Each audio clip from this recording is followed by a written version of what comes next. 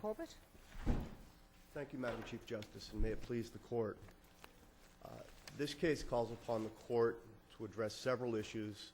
The first group is substantive. It involves the construction of a statute, Chapter 175, Section 181 of the General Laws, that in the 74 years since it's been adopted has never once been visited by an appellate court of this Commonwealth. And So what went wrong here? I'll get into that, Your Honor. And the others are procedural that deal with some hiccups along the road as we attempted to get this question clarified by this court or by an appellate court of the Commonwealth. First of all, Your Honor, Chapter 175, Section 181 is a statute of repose. It's set, the third paragraph of that statute, which is limited only to life insurance policies, sets a specific time, 2 years from the date of the issuance of a policy, in which a person alleging to be aggrieved by fraudulent misrepresentations concerning its solicitation can seek a remedy. And that remedy is restitution from the company that issued the policy. It square in with all the court's jurisprudence as to what a statute of repose is. It comes from a definitely ascertained event. There's no room for no room for common law determinations of accrual. As this court's tandem cases a couple years ago in Rudenauer and Joslin both made clear and reiterated, there's no room for equitable determinations with respect to a statute of repose. That statute says it may recover from such company. Yes, Right. Your Honor. This is not a recovery from such company, correct? That gets into the other part of the argument, Your Honor. There are two sides to this coin. Not only is Section 181 a statute of repose insofar as life insurance policies are concerned, but it's also a limitation of remedies. And although there is no legislative history in the case, if you look both at the contemporary common law context, the contemporary statutory context, and subsequent legislative enactments, you can see that the legislature intended that this occupy the field. What would possibly be the public policy reason of protecting an individual agent from fraud or whatever else, as opposed to the company and the return of the premiums? Why would the legislature want to do that? Because of the nature of the policy, Your Honor. This is a life insurance policy. So just like the other side with that may go to the company, but I don't understand why that would argue in favor of protecting the individual. If you're going to give repose to the company, you have to give repose to the individuals, or you end up in the situation that we're in this case, where the company still gets dragged into discovery. There's a cross-claim against the company. The company doesn't get the repose that was intended by the legislature with the statute. And a statute of repose, and this is important for one of the procedural issues, is, after all, an immunity from suit, not an immunity from liability. For the company.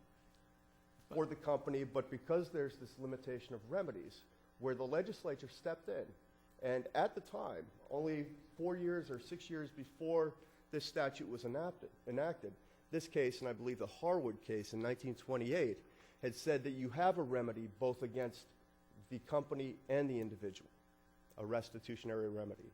In 1934, the legislature acted and specified one remedy, only against the company. And there's the time-honored, I'm not going to attempt the Latin, but to exclude one is to include the other, and that's really, or to include one is to exclude the other. And that's what happened here. The legislature recognized the common law remedy and codified that in Section 181 and implicitly said that this doesn't apply. And when the judge ruled against you, you didn't file a notice of appeal or a petition under 231, Section 118, did you? Immediately I didn't, and for several reasons. Because this is interlocutory and the procedural path for seeking appellate review of a denial of a motion to dismiss based upon a statute of repose has not been clearly laid out, I sought to do several things. First, I sought to ask for reconsideration or a report to this court, which was what I filed immediately after Judge Van Gestel ruled against me. And that took another 10 months or so for him to rule upon that. And based upon Judge Van Gestel's practice in other cases, examples of which I've cited two in the brief, that tended to be what he did in the case of statutory construction issues of first impression. He'd report them to the appeals court pursuant to Rule 64 and get the guidance. And there have been several cases in recent years that have given the trial court the benefit of that guidance because of Judge Van Gestel's report of such issues.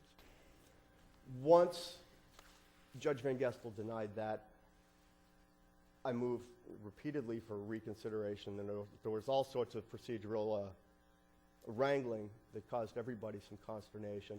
But at the end of the day, what I did seek interlocutory relief from was the denial of the request for a report, which under the circumstances was an abuse of discretion on the part of Judge Van Gestel because of the unsettled nature of the statutory question and because of the present execution doctrine, which gave somebody in the position of my client the right to an immediate appeal.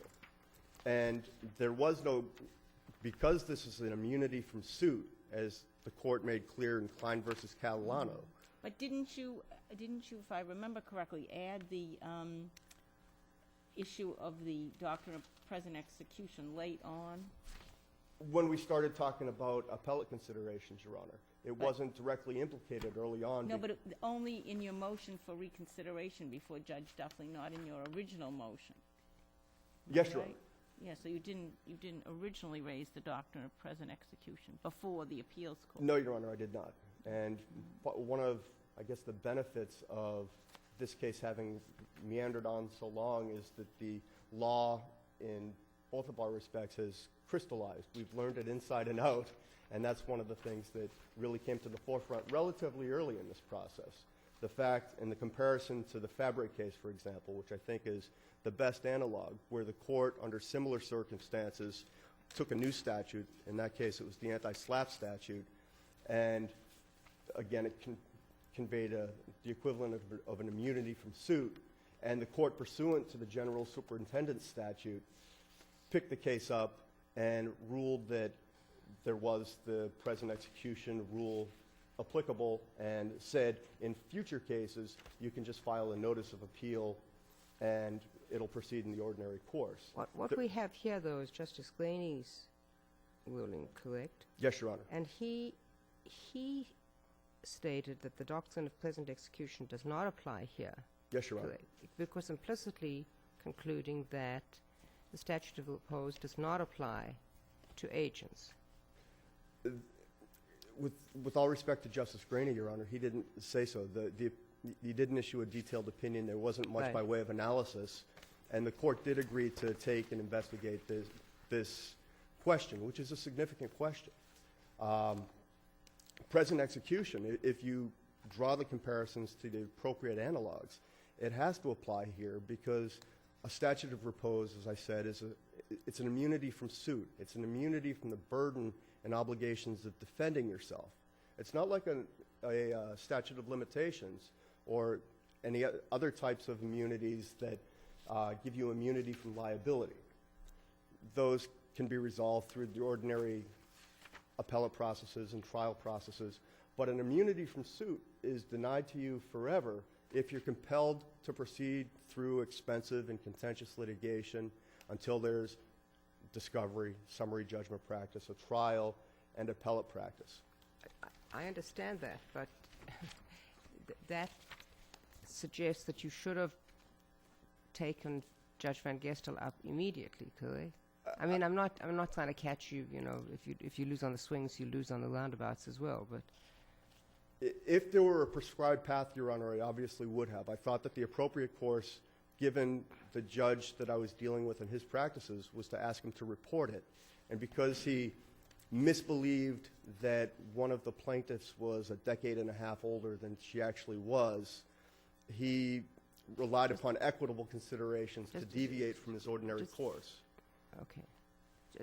Because of her, He believed her to be in her mid-80s when she was actually 69 when the case began. Okay. And he wanted said, to expedite it, yeah. excuse me? And he wanted to expedite it. He wanted it expedited towards a trial without paying heed to Mr. McMenimen's countervailing rights, if my argument is correct, to repose.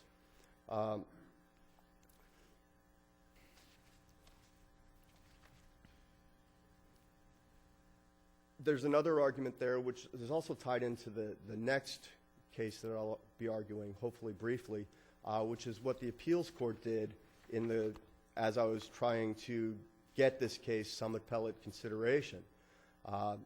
After the request for a report had been denied, I did make a petition pursuant to 231-118, first paragraph, for interlocutory review, which was denied.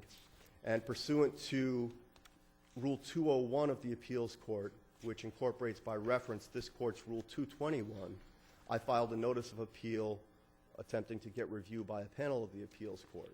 Which was struck. Which was stricken without Stricken. any, I'm sorry. No, that's I think fine. they're equivalent. No, I'll concede stricken. But it was struck or stricken by a single justice of the appeals court. And that's an issue that this court actually dealt with a few years ago, and it appears not to have sunk in with the appeals court. In the Cordes case, a similar situation arose. It was prisoner litigation, but it was still the attempt to obtain review by a panel of the appeals court of a single justice's decision down there, and his notice of appeal had been stricken. The prisoner, Mr. Cordes, filed a 211-3 petition.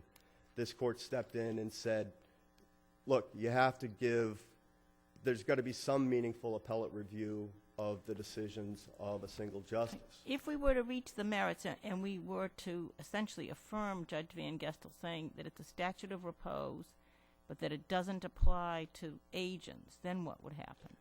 I still ask the court to look at that secondary argument, the flip side of that coin, which is the exclusion of remedies. Because if you read the company, if you adopt Judge Van Gestel's construction of the word company, if you look at it from the other direction and you're seeing who the plaintiff can recover from, the plaintiff can only recover from the company.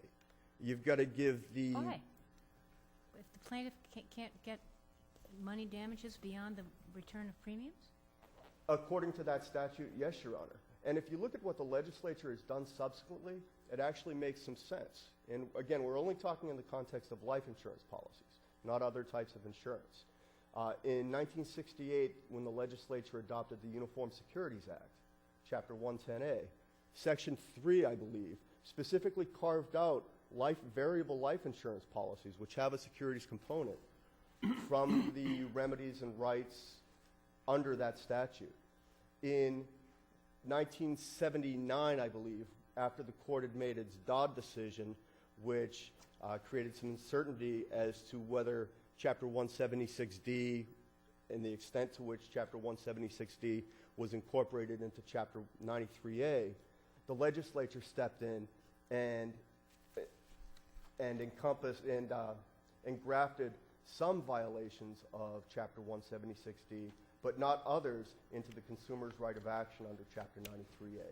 And the rights of action that it did include into Chapter 93A are those related to unfair claim settlement practices, but not those which are related to misrepresentations in the inducement of a policy.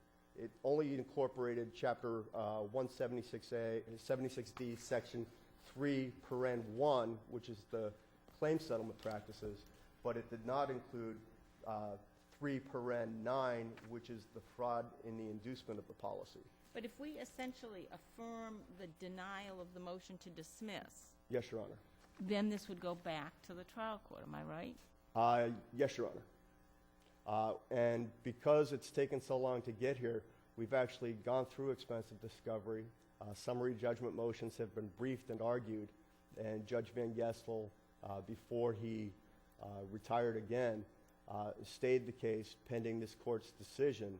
And if this court does remand it, a new judge will have to pick it up, go through the record, and rule on those summary judgment motions. They do that all the time. Yeah, we have Excuse very me? competent They judges do that there all to the do time. it. We do, Your Honor, we do. But hopefully, given the No, analysis... I mean, I understand. At least at first glance, it sounds as if it's a legal question, not a heavily factually dependent question. Absolutely, Your Honor, and because of the procedural posture, I have to assume that everything that the plaintiff said in their complaint was true, even though we learned a lot different during the course of the litigation. But So for I'm the- not attempting to make different. Sure, sure. Thank you, Mr. Corbett. Thank you, Your Honor. Mr. Waters?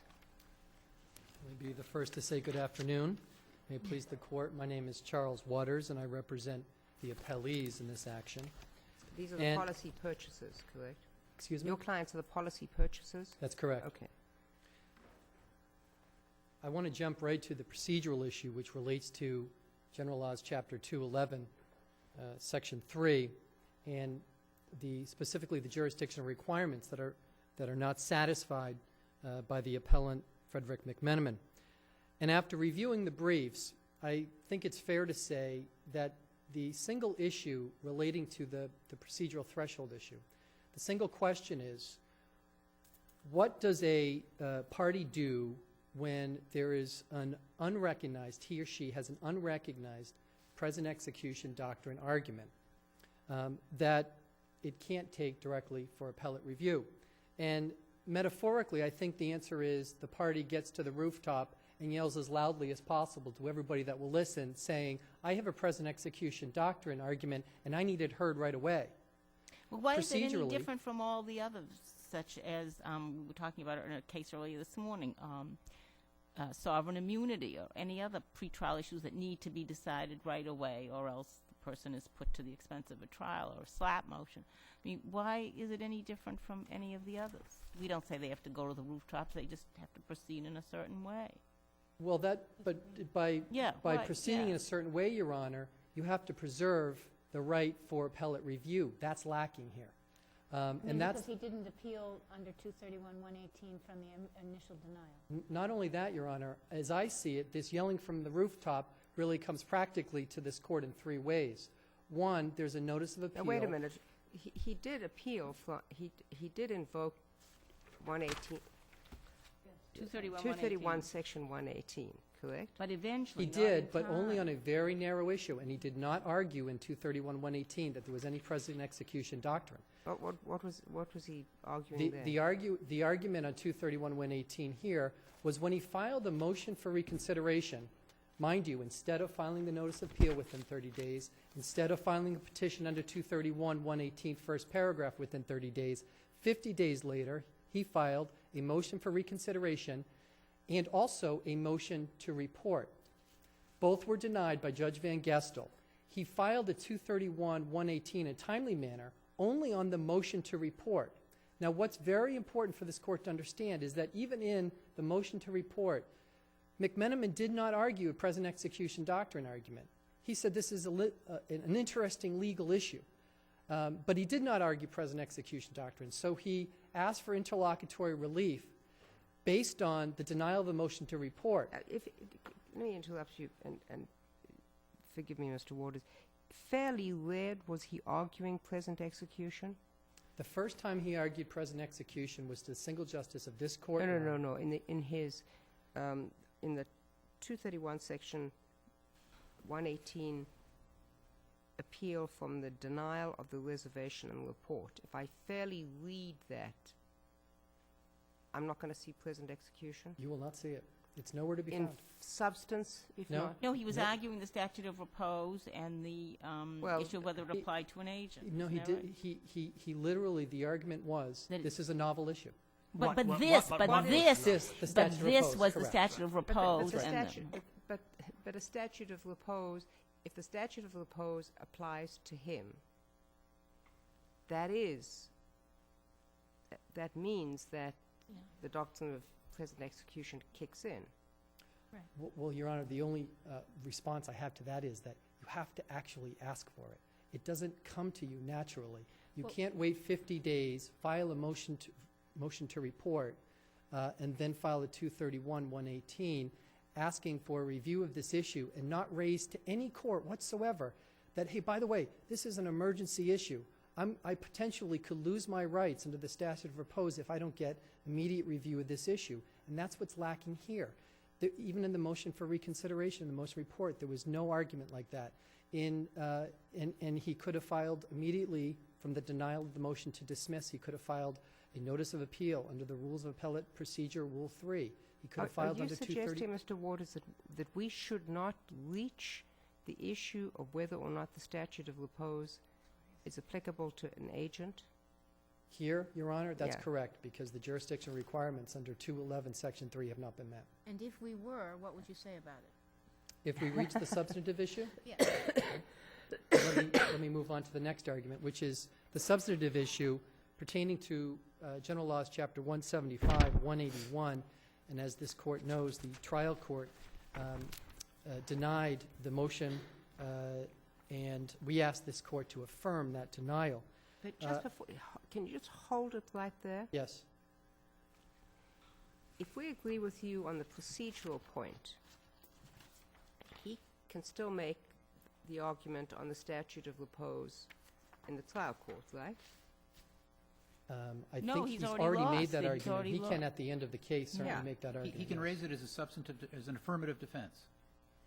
He can No, keep, I- No, it's been decided on appeal. You can On raise it appeal, after and the he end can of the keep, trial. he can keep at every step of the way saying, don't forget, I've got that statute of repose claim, all the way up, so that ultimately he can raise it on appeal.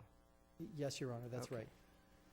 So now, could you go back to There- Justice Watson's question that, assuming that we do not agree with your procedural argument, if we reach the merits?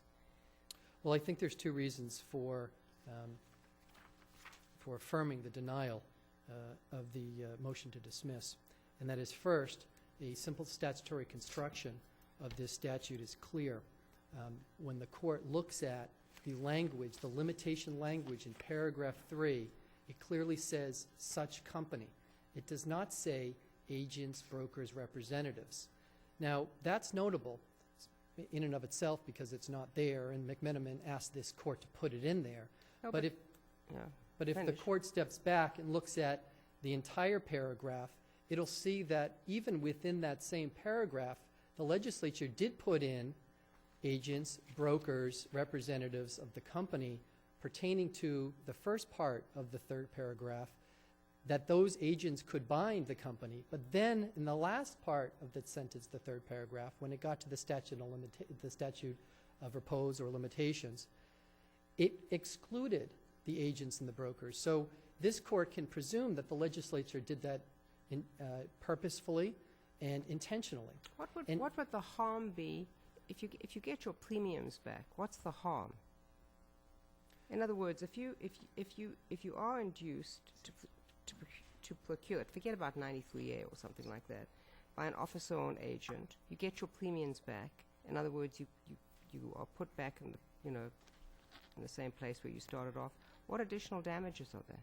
Well, Your Honor, the insured had $500,000 of death benefits guaranteed to him prior to McMenimen's misrepresentations.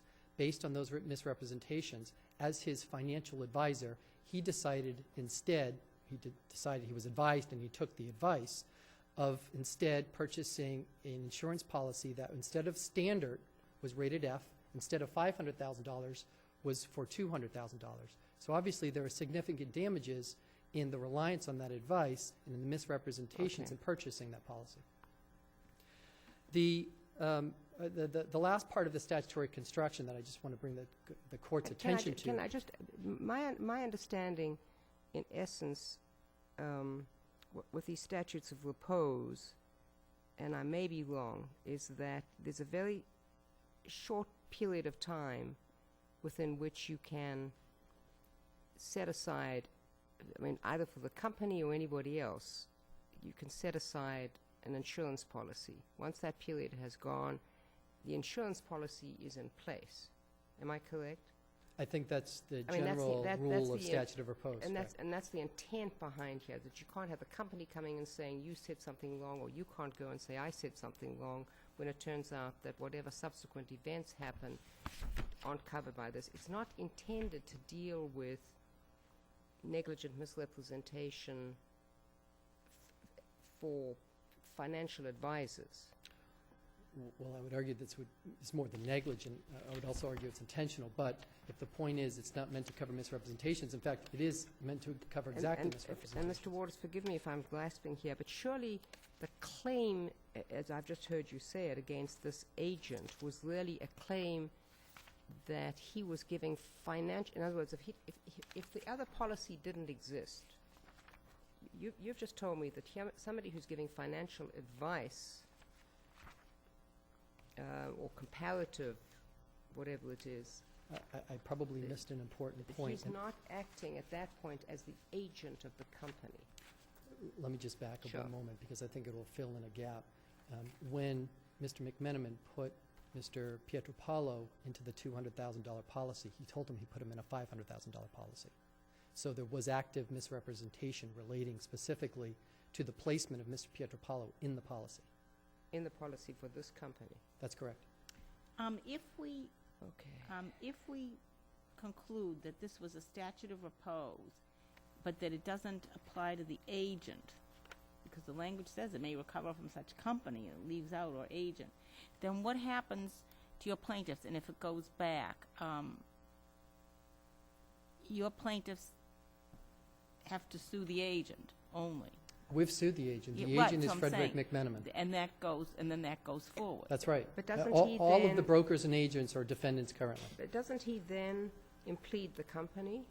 Well, yes. In fact, that's what he's done. Is he's filed But cross claims.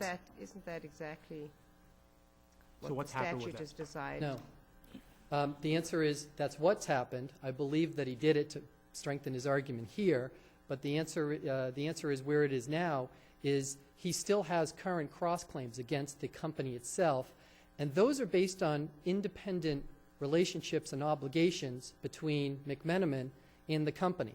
Now, if the court asks next, well, isn't that what the statute's purpose is, to keep the company out? I respond by saying the statute's purpose is to do just what it says. Keep the company, give the company protection, 2-year statute of repose, pertaining to claims only from the insured against it. It doesn't Under the- address Well, that makes claims, sense. cross claims. That makes sense. It does. Because the company didn't take part in the misrepresentation, so it's got to That's- be a we statute of don't repose. That's right. In a We way, don't know that. Well, the legislature decided that but there'd be in a two-year way, the statute was very well written, because it gives some protection to the insurance company itself from claims against the insured after 2 years. It gives the insured the right to sue the agent and not have the 2-year statute of repose. And then it also provides the agent with the ability to cross-claim against the company if necessary. And in some rare circumstances, it might be necessary. For example, if the agent was told by underwriting, we got a $500,000 policy for McMenimen, and he turned around and he told the insured, we have a $5,000 policy for you, and it wasn't true, and underwriting made a misrepresentation of the agent, well, you'd want to give the agent the ability to cross-claim against the company. That's what the statute But that's- provides. no, But the ordinary case, I assume, would be someone who feels that misrepresentations were made with respect to the premiums on a life insurance policy, whether they might disappear or not, or some other issue of that sort. So the policyholder discovers this several years later, and maybe was on notice of it. But in any event, it's more than 2 years. They want the they want the policy canceled, and they want their premiums back. So they can't sue the company, so they sue the agent. And the agent says, well, I mean, I represented to you what the company materials represented to me. And so then the agent brings in the company, again, for a misrepresentation, the goal of which is to recover the premiums. Isn't that contrary to this statute? You say that could proceed? The statute only applies to the insured. The No, statute starts by saying the insured. Well, let me ask the question this way, May Mr. recover Waters, from if I such can try and company. get between them. If it's kind, because I think I understand what Justice Cordy is getting to. What is the claim of misrepresentation here from your client? The claim of misrepresentation is that McMenimen told him he was going to put the insured into a $500,000 policy, and he did not. Was the insured given a copy of the policy? No. And there's another argument to be made, and that is that this section doesn't even apply because there was no contract, there was no meeting of the minds. That is Was there a policy? There was a policy that was issued, but that policy was never given to our clients, and that's a fact that has been pled in the First Amendment complaint. But it strikes me, that that this whole statute of repose doesn't apply to that cause of action, because there's nothing wrong, as far as I can tell. The insured who was induced to procure it, that was Justice Cowan's point. There's nothing wrong with the policy. In other words, nobody's refused to pay on the policy, correct? That's correct. Does a policy exist? A policy exists, And and was it's been it paid on. duly authorized by the company? It was duly issued by I mean, the issued company. by the company, and whoever signed it had the authority to sign it, and so on and so forth. Yes, And so if your client is deceased, that policy will be paid out, correct? correct. And your client has been paying premiums? The client has been paid the policy, the death benefits Oh, of the policy, which is the $200,000. Okay. So as to the policy, who has induced that's done, correct? Now you have a separate cause of action that somebody else said, I didn't only get this policy, I got you something else. That's just between your client and this person, correct? Yes, I But will don't it- disagree with that whole line of theory, Your Honor. But wouldn't it, if you, other than the statute of repose, wouldn't you have a respondeat superior argument against the company? We would, any respondent superior argument, the trial court ruled that it was subsumed within the Section 181. But that's what I mean, but I mean, Yeah. if you took the statute of repose out of this, let's just say there wasn't no. Yes, you- the you- answer is You yes. brought a claim against the company originally under that theory, right? That's correct. Are there any further questions? No, very interesting argument. Thank you, Mr. Thank you. Waters.